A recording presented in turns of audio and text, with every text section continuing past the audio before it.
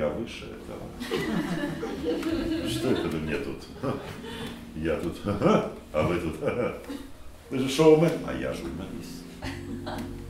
Так, я же не можу сказати, що я козьол. Я шукаю козла. А як же золоті пірамідки, які все лікують? Тут питання ще... Чудернацька сьогодні буде розмова, тому що немає зараз в світі під цим сонцем людини, яка менше розуміється на тому, про що сьогодні буде йти мова. Тобто, що таке комп'ютер, як їх, на що там натискати, що там, нафіга він потрібен, я особисто не знаю. А якраз пані Оксана Мороз точна протилежність мене.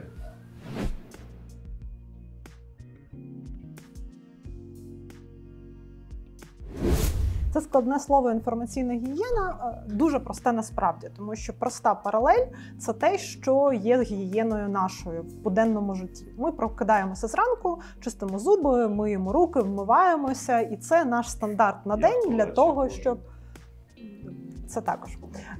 Відповідно, це наш стандарт на день для того, щоб ми були окей. А інформаційна гігієна – це наш окей в інформаційному світі, в цій інформації, яку ми щодня споживаємо.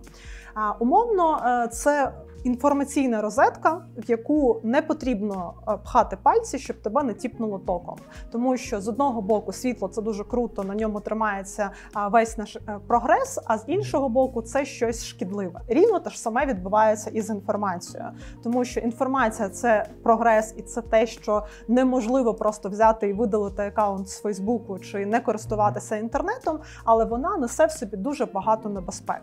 І от сьогодні я хочу розказати вам про те, які ці небезпеки, і що вони не такі жахливі, як могло б здаватися, і що з них може зробити кожен, в незалежності від віку, незалежності від статусу, і навіть незалежності від того часу, який кожен на це може приділити. Почну з першої цифри, яка мене дуже давно вразила і кожного року продовжує вражати, це те, як наші українці кому і як довіряють. І це цифра, яка показує, що українці з 94-го року йде це дослідження, довіряють астрологам більше, ніж всім нашим урядовим установам.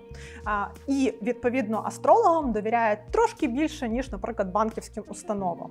І єдине, кому українці довіряють завжди і в будь-яких проявах, це людям.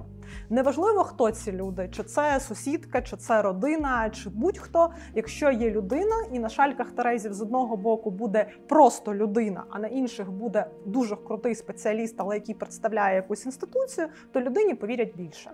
І це дуже важливий момент для того, щоб зрозуміти наш цифровий світ і наші соціальні мережі. Тому що в соціальних мережах всі люди, і ці люди, відповідно, говорять все, що вважають за потрібне. А українці довіряють людям і погано або взагалі не довіряють офіційним джерелам. Тому, скільки б наша влада не розказувала про коронавірус, їй потрібно докладати надзусиль для того, щоб її принаймні почули на те, щоб переконати. І ця позиція має бути дуже зваженою і дуже одинаковою для того, щоб достукатися до людей. Оскільки цього не відбувається, а в той же час є 100 мільйонів експертів, це я перебільшую, в соціальних мережах, які говорять зворотнє і переконують зворотньому, то ця битва, вона вже була програна. І так відбувається у кожному питанні. Тобто, якщо в українця є якесь питання, яке йому дуже важливе, і він хоче знайти відповідь на це запитання, він іде до такого ж самого українця, який умовно є спеціалістом в чомусь, і починає в нього випитувати, що робити з того чи іншого запитання. Інший українець для того, щоб повісити собі погони і сказати, що я ж в всьому розбираюся, звісно, іде в інтернет чи в будь-які інші медіа і, відповідно, отримує там інформацію, присвоює її собі, тому що наш мозок як працює? Коли в нього є запит на нову інформацію, він іде, шукає нову інформацію, і перша інформація, яка буде переконливою по цьому питанню, стає присвоєною людиною. І людина вважає, що це її інформація, і всім потрібно переконувати в зворотньому. Все б це було чудово, і нічого страшного в цьому не було, якби українці вміли розбиратися, де фейкова інформація, інформація, де коректні джерела інформації, а де некоректні з одного боку, і з іншого боку вони вміли це все фільтрувати і використовувати в правильному руслі. На жаль, ситуація трохи інша. Я вам розкажу зараз дослідження останні, які буквально на минулому тижні опублікували. Це дослідження, які на щорічній основі проводить Internews, Mind, компанія, яка їх виконує. Це кількісно-якісні дослідження, які репрезентативні по всій Україні. Я буду протягом нашої розмови багато в чому на них посилатися, тому що вони дуже правильно розставляють акценти і показують ту ситуацію такою, як вона є. Так от, перший результат цього дослідження – це, власне, звідки українці беруть новини. Тобто, яке джерело новинної інформації, а новинна інформація – це, в принципі, об'єктивність, сухість і так далі. Звідки люди беруть цю інформацію? На першому місці – це соціальні мережі. Коли минулого року розрив між телебаченням і соціальними мережами був буквально в кілька відсотків, то в цьому році це 10%. Тобто 62% українців беруть новинну інформацію в соціальних мережах і 52% на телебаченні. І далі вже йдуть онлайн-медіа і так далі. Соціальні мережі, вони апріорі не можуть бути об'єктивним джерелом, тому що це абсолютно суб'єктивна інформація, там немає ніяких стандартів, але там є люди. І знову ж таки, українці, які вірять людям, знаходять там ту інформацію і в тому форматі, який для них є дуже зрозумілий і дуже, скажімо так, зручний. Знову ж таки, все було б нічого, якщо б українці розуміли, що соціальні мережі – це щось суб'єктивне і його потрібно додатково фільтрувати. Проте, основна соціальна мережа, з якою беруть українці інформацію – це Фейсбук. Половина українців звідти бере інформацію. 30% бере з Ютубу. Якщо кожен з вас бачив YouTube, бачив, які відео там популярні, і розумієте, яке відношення мають відео, які популярні на YouTube, до об'єктивної новинної інформації, тим не менше українці не просто йдуть на канал новин і дивляться там новини, а вони вважають, що те, що вони шукають, і те, що видає YouTube, це та інформація, з якою вони користуються. Є ще третя жахлива цифра. Телеграм став основним меседжером, з яких українці беруть інформацію новинного характеру. І 21% українців вважає, що Телеграм з його всіма анонімними каналами і так далі – це те джерело інформації, якому варто вірити, з якого черпати новинну інформацію. Знову ж таки, ми не говоримо зараз про те, що всі пішли там на Українську правду просто в Телеграм-канал і почитали новини. Ні, це не так. 18% беруть, наприклад, з Viber. І я буду розказувати вам про нові санжари, про прекрасний кейс, як з допомогою Viber зробили те, що ми бачили в нових санжарах. Тобто, насправді, українці не розділяють суб'єктивні джерела інформації і об'єктивні. І це одна з основних проблем, з якою починається у нас злам цієї проблематики по інформаційній гігієні. Проте можна сказати, що, в принципі, фейки – це дуже складно, не кожна людина може їх розрізнити і так далі, тому ми заміряли набагато простішу цифру. Ми заміряли те, як у Фейсбуці, як основній новинному джерелі інформації для українців, українці взагалі можуть не факапити, сформулюю так. Тобто вони не публікують, самі не публікують фейки, які Фейсбук промаркував як фейки, не публікують маніпулятивні матеріали, де заголовок і те, що там написано, кардинально інші речі, не публікують посилання на сайти сміттярки і не проходять тести, які крадуть дані. А крадуть дані – це так і написано, що ми крадемо дані в самому цьому мануалі, який перекладається до цих тестів. Так от, 54% українців навіть цих базових речей не дотримуються. Куди вже говорити про фейки? А про фейки є що сказати, тому що коли запитували під час, знову ж таки, дослідження українців, 62% українців чітко сказали, що вони вміють розділяти, що таке фейкова і що таке нефейкова інформація. Здавалося б, дуже крута штука, і це було б дуже класно, якби 62% вміли дійсно це розділити. А знаєте, яка кількість реально змогла? От з тих, хто не читав дослідження, скажіть, от як ви думаєте, 62% сказали, що вони можуть. І вони впевнені, що вміють. От яка насправді кількість змогла? 3. При тому, що методологія була дуже проста. Тобто було 3 карточки, на 3 карточках було написана новина, одна з них була фейковою, і потрібно було вказати на цю фейкову новину. Тобто, зверніть увагу, не було інформаційного шуму, була просто інтерв'єр і людина, яка проходить цей тест. Було 3 папірця, і тільки 3%, а похибка цього дослідження 2,5%, вони могли вказати на коректну інформацію. Тобто, звісно, можна десь радіти, що похибка спрацює в плюс, і це буде 5%, але я вам скажу іншу цифру, що минулого року таких людей було 11%. Тому ця тенденція, вона дуже ускладнилася ковідом і ускладнилася тим, що засилля інформації, засилля дезінформації, вона настільки заплутала, і засилля різної інформації настільки заплутало українців, що вони не змогли зорієнтуватися навіть в цих лабораторних умовах.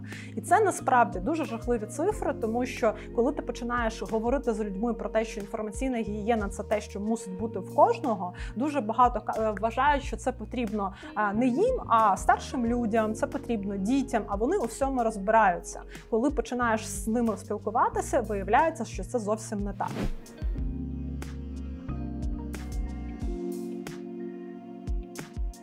Всі ви бачили кадри, які були. Тобто ситуація лютий місяць, коли в ЗМІ все нагніталося.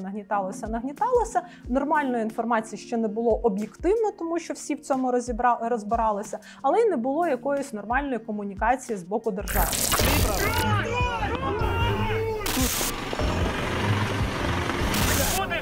Як доводять людей?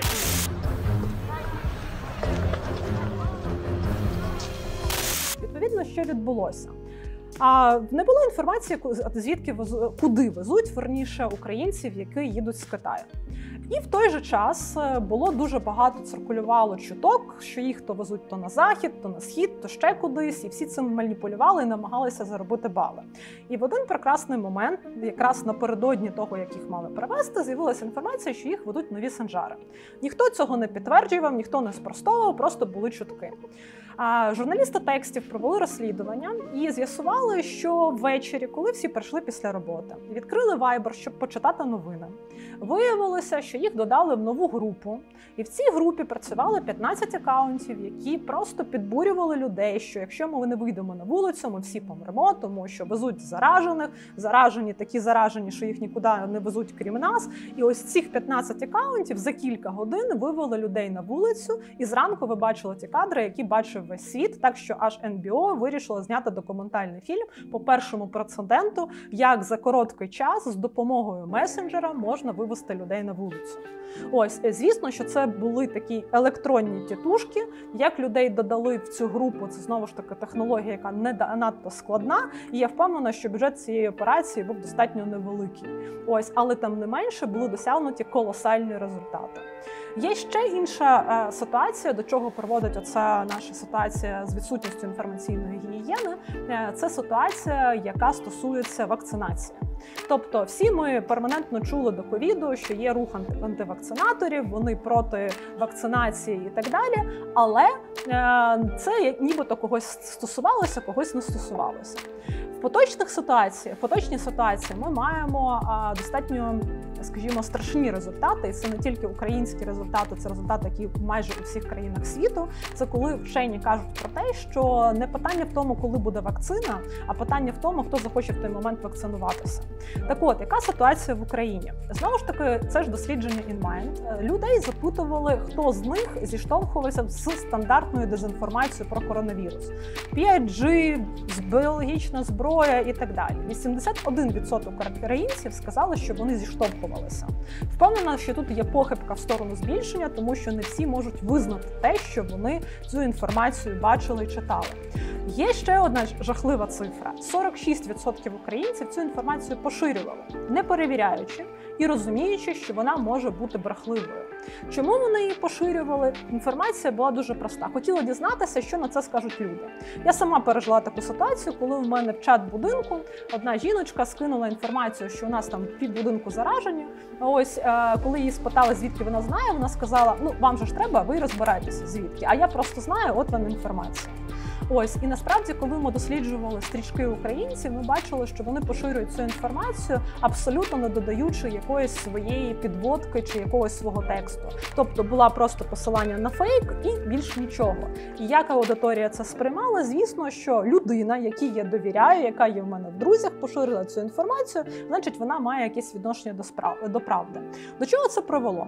Це привело до того, що 7 з 10 українців вірять, що коронавірус має штучне походження. Хоча ще в березні всі міжнародні вчені визнали, що це природній вірус. І всі фейки, вони ґрунтуються на тому, що коронавірус штучний, значить це комусь треба, і далі це йде народ. 4 з 7 вважають, що це було спеціально створено для того, щоб зменшити населення Землі. Причому, що ці люди, вони є абсолютно різні по статусу і немає абсолютно ніякої залежності ні по доходу, ні по тому, які вони посади займають, де вони проживають і так далі. Тобто це стосується буквально кожного. Є невелика кореляція між тими, хто голосує за популістів, і тими, які, відповідно, не голосують за популістів. Але це одна єдина відмінність, а в принципі ця проблема стосується кожного.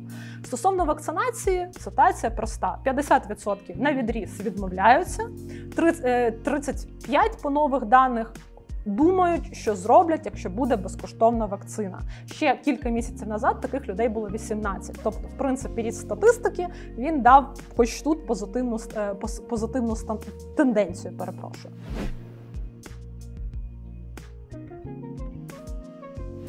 Біологи це пояснюють дуже просто. Тобто ми зараз потрапили в ідеальне живильне середовище для розповсюдження інформаційних вірусів. Це живильне середовище передбачає таких 7 моментів. Верніше, завжди їх було 6, зараз у нас в 2020-му 7 з'явився. Перше, це має бути тема, яка стосується безпеки кожної людини. Неважливо, це буде фінансова, здоров'я чи будь-чого іншого, це те, що дійсно для людини або для її родини дуже критично. Ми цю ситуацію маємо і не одну. У нас війна, у нас ковід, у нас економічна криза на носі в тій чи іншій мірі, люди бояться за роботу, тобто таких факторів достатньо багато. Другий і третій дуже важливі моменти – це є мінімум інформації, і вона є суперечливою.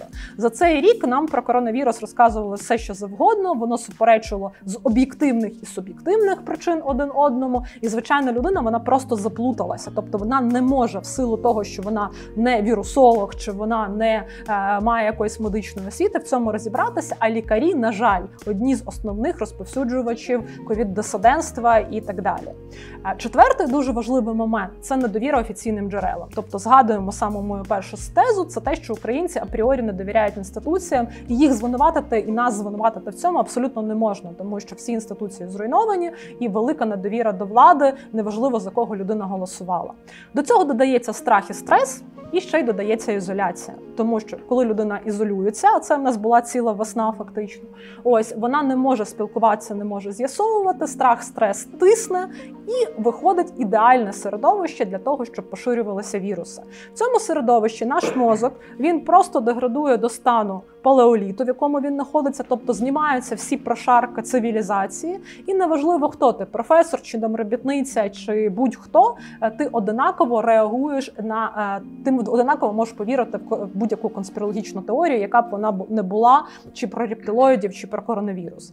Це дуже важливий момент, коли ми слухаємо якусь людину, яка навіть є лікарем, чи навіть є вчителем, вчителі так само один з важливих сегментів, які поширюють зараз ковід-дисидентство, яке шкідливе для здоров'я. От, потрібно завжди перевіряти цю інформацію і зважати на офіційні і останні джерела, і, зокрема, наукові дослідження, тому що всі помиляються.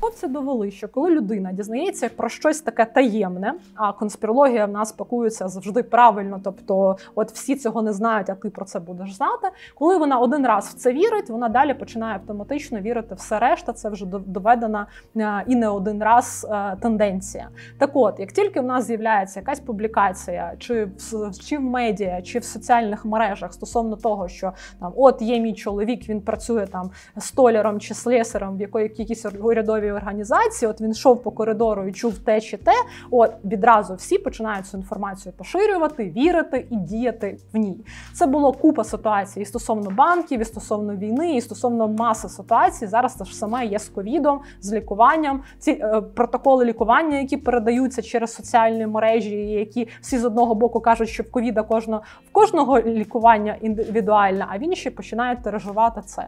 Тому, як тільки щось запаковується в оцю конспірологічну теорію, коли є проста людина, яка має доступ до якоїсь цікавої інформації, ділиться це з людьми, а інші приховують нібито цю інформацію, ця інформація починає органічно поширюватися і немає тут якоїсь страшної конспірологічної теорії стосовно того, що є вища сила, яка там щось більше це поширює. Хоча так само це може бути, але здебільшого це роблять люди своїми руками. Другий такий вірусний типовий контент – це історія жертви. Кожен українець пережив достатньо і живе так складне життя. І як тільки з'являється такий ж самий простий українець, який пережив якусь складну ситуацію, а ще його в цій ситуації образив хтось, хто має владу, відразу цей контент, не перевіряючи, починають поширювати. І це один з таких стандартних інструментів, як поширюються різноманітні компанії по дискредитації когось, неважливо, це буде дійсно хороший бізнесмен, чи поганий політик, чи будь-хто. Тому що люди, бачачи це, жаліючи людину, починають поширювати цю інформацію. Третій, це мій улюблений, це прогнози. Тобто, пам'ятаємо, українці вірять астрологам, а українці, відповідно, хочуть в нестабільний наш час зрозуміти і на щось спертися і знати, що буде далі. І як тільки з'являється якийсь Петро, контактер з космосом, з собачкою на руках, ось так відразу все, що, відповідно, він говорить, стає правдою, йому вірять, цю інформацію поширюють, а Юлія Володимирівна на прогнозі, що наступна жінка точно, президент буде жінкою, набирає кожного разу певну кількість дивідендів. Тому... Можна я одну секунду, просто щоб трошечки людей розворушити. Значить, Глоба довго сперечався з людьми Юлії Володимирівни, що все ж таки $46 тисяч за те, що наступний президент буде жінка. Зійшли на 28. Це Бувальщина, це я не придумав. Я дуже навіть він чомусь вирішив. 46, я постійно зірки сказали. Чому не 47, не 45, не 46 500? От 46 було. І там вони, так много нет. Ну, розумієте, коли там просто контактер Петро ввійшов в контакт з космосом, і йому назвали цифру, а потім процент і так далі, і так далі. Бо там, з вашого дозволу, там теж беруть процент? Звичайно, та як же ж, там же ж... Ну так, апостол Петро, так. Я просто дуже рекомендую стосовно цього подивитися, хоч і російську програму розслідування, але дуже круту, вона дуже легко знаходиться в Ютубі, як детально просто підставні люди працювали в оцій, битві екстрасенсів, ось, і як вони зсередини показували, як це все працює, як ось тут там стоять кнопочки, нажимаються і так далі. Ось, тому, якщо хтось, не дай Бог, що в це вірить, будь ласка, подивіться це. Якщо у людини немає інформаційної гігієни, але є купа технологій, які, власне, на поширенні інформації від людини до людини працюють, то де-факто кожна людина, яка не відфільтрувала інформацію і якось з нею провзаємодіяла, не обов'язково поширила, а навіть могла просто лайкнути, вона стає переносчиком цієї інформації і її популяризатором. І тому маніпуляторам не потрібно докладати якихось надзусиль, як правило, тому що самі люди, вони і розносять цю інформацію. І, власне, якщо ви пригадаєте, буквально недавно в нас в Києві, на київській території, був куркума-гейт кілька тижнів тому, коли у всіх в стрічках раптом з'явилася куркума, мед і інші чудодійні речі, які лікують все на світі. Так, російською мовою і з російських сайтів, з російських кулінарних сайтів і так далі.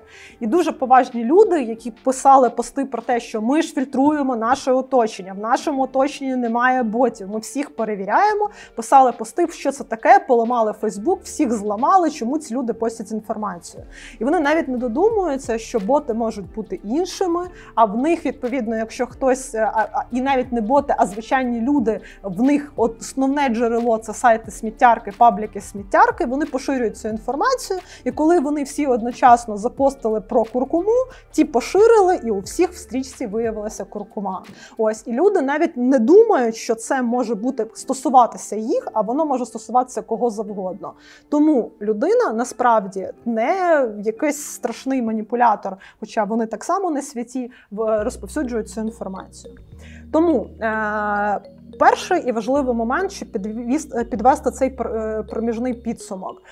Людина, вона не дурна, людина не освічена в тому, як функціонує поточний світ. І вона, отримавши дуже багато безкоштовних інструментів, такими як є соціальні мережі, ніхто ж не думає, що ми платимо за те, що користуємося соціальними мережами, своїми даними, можливістю маніпулювати і так далі. Всі думають, що це щось хороше, барвисте, яскраве, яке ми взяли і ним користуємося. Насправді це не так, і це стосується абсолютно всіх цифрових платформ, які не є безкоштовними. Ось, так от, чому людина в цьому не орієнтується? Тому що більшість з нас виховані в аналоговій ері. В аналоговій ері було все достатньо зрозуміло. Тобто всі брехали, була одна політика партії, всі розуміли, що телебачення веде одну лінію, всі, що сказали сьогодні на телебаченні, завтра обговорюють. Якщо треба якусь альтернативу, там десь BBC слухаємо, десь там щось. Тобто це модель, яка передавалася з покоління в покоління. І ось наступає момент, коли, власне, починається цифрова ера. Цей момент співпадає з тим, що в нас тоталітаризм міняється на демократію. Стабільність відносна міняється на повну нестабільність. Тобто всі моделі, вони знищуються, людині ніхто не розказує цих нових правил, сама людина не може в них зорієнтуватися, тому що вона навіть не відчуває небезпеки. Я на одному вебінарі, була аудиторія достатньо велика, проводила опитування і задала просте запитання. Ось перелік медіа. Телебачення, радіо, Фейсбук, Вайбер, Ютуб, тобто всі. Скажіть, будь ласка, де найбільше фейків, а де найменше? Як ви думаєте, хто лідирував? Безперечно.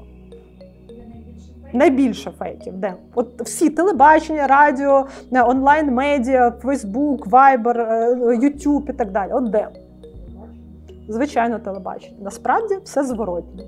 Тому що на телебаченні є тільки окремі програми, які маніпулюють, тобто і так далі. Але ось цей міф, ось він в головах людей сидить ще з аналогової ери, а всі решта, тобто Viber, Telegram, найменше сказали, що в Фейсбуці. Тобто в Фейсбуці всі сказали, що сама безпечна територія. Ось, тобто людей навіть немає відчуття загрози, вже не кажучи про якісь складні речі, такі як тести. Ну чого я маю не пройти тести? Ну це ж, ну я знаю, хто я з королівської родини. Ну це ж взагалі нікому не мішає. Або мені сказали, що оцей текст потрібно перепостити і прикласти палець, що ти його Ну кому я щось погане зроблю? Тобто поважні люди, вони це робили, інші поважні люди бачили, що ці поважні люди робили, і вони не могли від них відставати, тому що якщо поважна людина опублікувала цей текст і попросила поставити плюсик, то як же ж я можу відмовити поважній людині? Ось, і це було абсолютно стандартний кейс кілька тижнів у нас так само назад, і ніхто, навіть кіберполіція наша, не здогадувалася, що це один з способів не просто збору даних, тому що збору даних є мільйон більш простіших, а збору емоційних гачків, коли людину прив'язують до того, на що вона реагує. І ми не просто дізнаємося дані про людину, ми дізнаємося, що вона їй цікавиться королівською родиною, чи вона ведеться на конспірологічні теорії. І всі наступні фейки, вони будуть крутитися навкруги цього, і на людину більш ефективно можна буде впливати. І таких способів є дуже багато, але оскільки люди про них не знають, вони вважають, що це розвага, що це підтримка когось і так далі. Тому дуже важливо розуміти, що ці всі, не дай Бог, наші дискусії, які ведуться особливо в соціальних мережах, що це, ну, як мене завжди це вбиває, тому що під час нових Санжар всі писали, що ці люди ідіоти. Ну, це вони не ідіоти. Вони просто захищалися чим могли. Це первинні інстинкти. Тому що людина, яка не має способів і нікому не вірить, вона починає брати палку і спрацьовує палеолітний мозок, який, відповідно, захищається так, як він захищається. Тому вкрай важливо розуміти, що Фактично, ми єдині зацікавлені люди в тому, щоб спасти себе від цих інформаційних вірусів. Наразі немає якоїсь сили, яка нам в цьому може допомогти.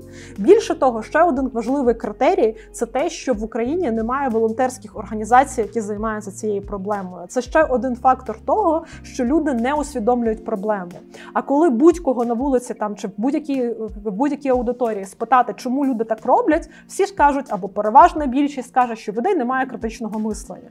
І тут є ще одна бомба, така достатньо чи міна, яка може зірватися в будь-який момент. Тому що таке для звичайної людини критичне мислення? Сумніватися у всьому. Людина починає сумніватися, виходить в інформаційний простір, 3% вміє розрізняти фейки, і шукає інформацію, в якій їй потрібно сумніватися. Перша інформація, яка гарно запакована і яка, відповідно, їй видається правдивою, стає її. Тобто мозок зафіксував. Це інформація, в яку я вірю. І потім ти хоч в ліпьошку розшибайся і розказуєш, що, відповідно, є інші інформації, які науково доведені і так далі, і так далі. Людина це сприймає як атаку на себе.Тобто ви мені кажете, що я дурний. Ось, і це та ж сама ситуація, яка спрацьовує з фінансовими пірамідами. Тобто, коли в нас люди в 177 раз несуть в гроші фінансові піраміди. Тому що будь-яка комунікація з цими людьми ведеться так: ти дурний, я розумний, ти несеш, я не несу. От, люди не можуть сприймати так цю інформацію, тому що в них немає базового розуміння, як працює економіка. І їх не насторожує те, що 200% дохідності, яку тобі віддають, це неможливо, якщо ти не торгуєш наркотиками чи з чимось іншим, та й тоді так само тобі 200% ніхто не віддасть. Тому ключовий момент – це ось цей злам R і трансформаційний період, в якому ми живемо, він зіграв з нами достатньо злий жарт. І цей злий жарт накладається постійно і постійно посилюється тими умовами, в яких ми живемо. І війною, і ковідом, і постійними кризами, і так далі. Тому що страх і стрес, він тільки поглиблює цю ситуацію, а при цьому не з'являється розуміння того, як з цим всім бути. Дуже багато людей, які зараз стали лідерами громадської думки, вони отримали свободу слова, але вони не розуміють, що за свободою слова стоїть ще й відповідальність за те, що ти говориш. І ці люди починають транслювати те, що хочуть почути люди. А що наші люди хочуть почути? Магічні таблетки. Тому що вони всі живуть складне життя, вони всі втомилися, вони бачать, що є інші люди, які живуть добре, і вони хочуть жити так само, але вони не мають достатньої інформації в тому, щоб в цьому розібратися. І виходить, що блогер, який транслює різноманітну несенітницю, гриби, які лічать рак і так далі, вони, відповідно, стають популярними. І цей шаблон починає популяризуватися. Мій любимий герой останніх днів – це пан Остап Стахів. Ось, це унікальна людина, я дуже рекомендую почитати і знайти його профіль у Фейсбуці. Це людина, яка була звичайним блогером, таким собі активістом, провокатором і так далі. Це львів'янин. І ось, коли почалася пандемія, він почав бути активним ковід-дисидентом. Тобто не просто говорити, що там не носіть маски, чи там 5G – це смерть, чи випромінювання від термометра – це смерть. Ось, а він, відповідно, почав робити різноманітні провокації, заходити там в торговий центр без масок, його в'яжуть, він знімається на відео і так далі, і так далі. Ось, цей пан зібрав собі достатньо велику аудиторію. Зараз в нього 55 тисяч на Фейсбуці. Ось, ці люди дуже активні, включаються всі його переписки, тобто в нього хороше, правильне охоплення. Коли почалися вибори, він кинув клич, що він же ж голова партії, хоче йти на мера, він же ж транслює правильні думки, так, це він. Ось, і відповідно, скиньтеся люди грошима, щоб я міг піти на мера. І люди скинулися грошима. І він зараз в цій всій компанії йде на мера. І він набрав команду людей, які з ним ідуть на мера. Ну, власне, відповідно, в міську раду, там, обласну і так далі. Ось, тобто це приклад того, як людина, я навіть не знаю, як цю людину назвати коректно, взагалі він лідер громадської думки, який транслює оцю всю несенітницю і збирає гроші у достатньо великої аудиторії. І це... Свідомо? Ні, я не можу сказати, що в нього в голові, судячи по його діях і його системності, він це робить так, що всі йому вірять.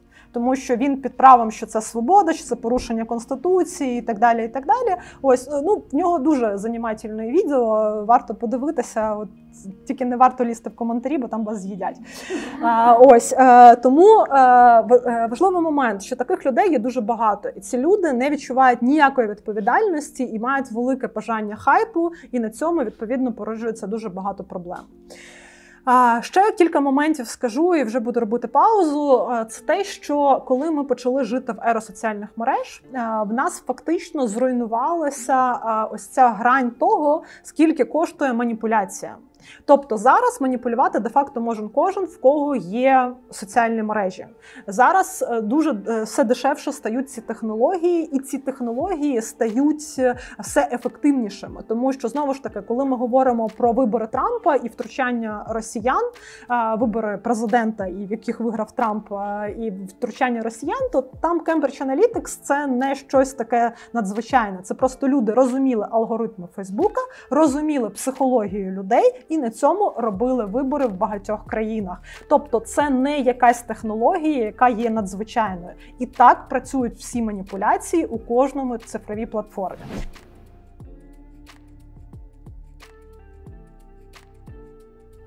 Візьмемо, до прикладу, Google. В ньому сфальсифікувати можна абсолютно все.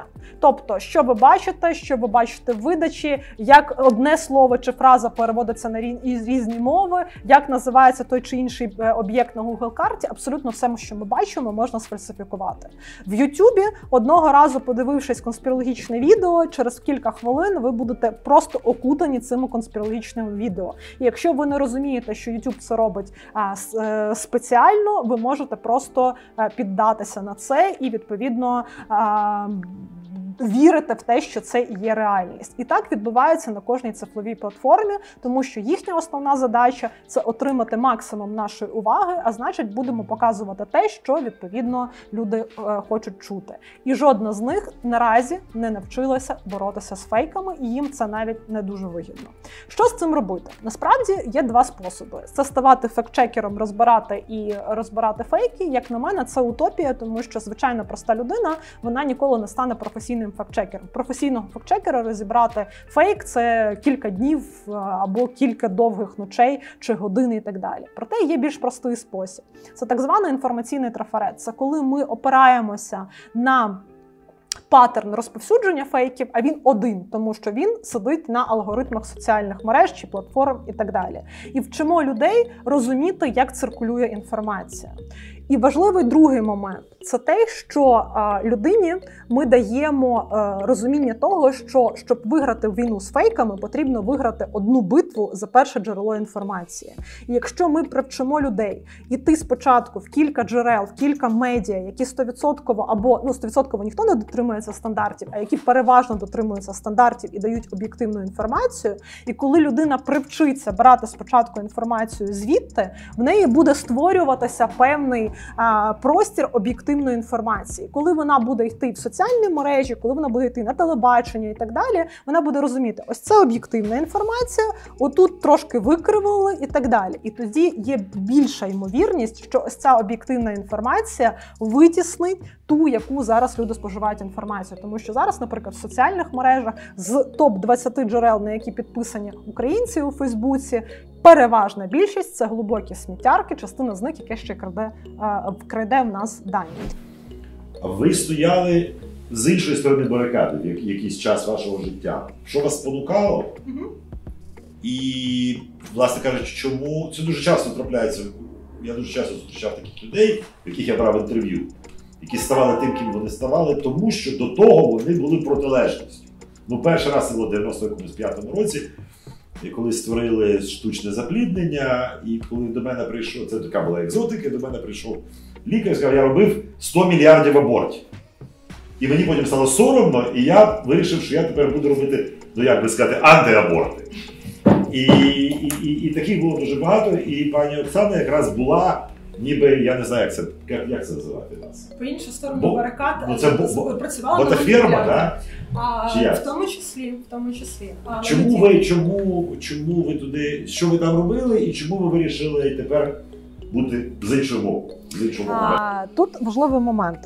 Коли пройшли вибори 19-го року, так, парламентські, зокрема, не скажу, що я була здивована тому, які їхні результати, але я на них зрозуміла, наскільки важлива комунікація, яку будь-хто веде. Неважливо, що ти політик, чи ти маніпулятор, чи ти бізнесмен, але те, що ти робиш для того, щоб досягнути якихось певних результатів, включає таку цепну реакцію, яка веде людей в прірву.